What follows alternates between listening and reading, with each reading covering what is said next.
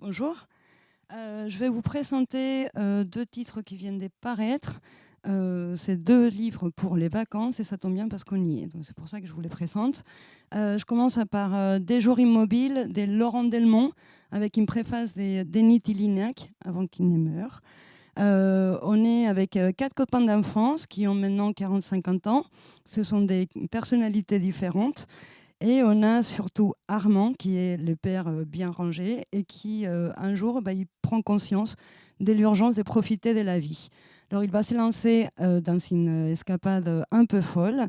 Il va aussi entraîner les copains pour refaire les 4-5 coups un peu plus grands, sans réfléchir aux retombées que cela va avoir sur les compagnes qui les supportent. Ces livres, il est pour des hommes ou des femmes entre 40 et 50 ans, c'est-à-dire qui sont à un tournant de leur vie, qui veulent passer un bon moment, sans prise de tête, mais sans pour autant renoncer à une belle écriture et une belle histoire. Pourquoi vous pouvez conseiller ces livres? Eh bien parce que c'est un livre pour lire pour les vacances. C'est du feel good au masculin. Attention, c'est pas un gros mot. Parce que Laurent raconte la vie tout simplement, avec une écriture fluide, des mots qui sont bien travaillés. Et quand on sort de ces livres, on sort avec un sentiment plutôt positif, parce qu'en ce moment, c'est plutôt pas mal. Les Roses des Cordoue maintenant, Jocelyne Gianni dans la collection Romans historiques. On est à l'aube de l'an 1000. Belisenda, qui est une jeune païenne, bâtarde, du vicomte d'Oloron, et frère Antoine.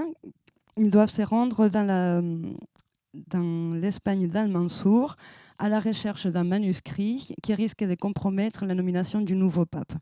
Ces livres sont pour des lecteurs qui aiment les romans historiques, les thrillers, mais aussi les romans d'aventure.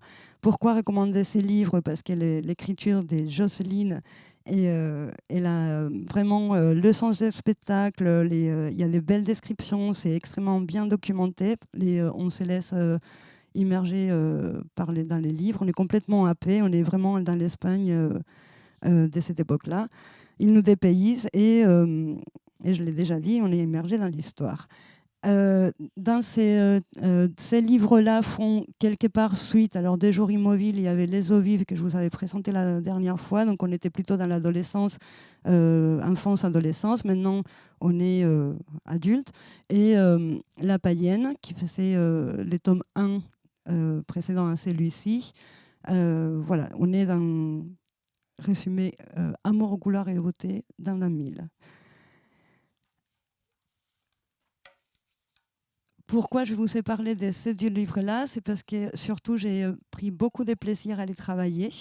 Maintenant, ça va être les livres que je vais prendre dans ma valise pour partir en vacances, parce que je vais vraiment les profiter.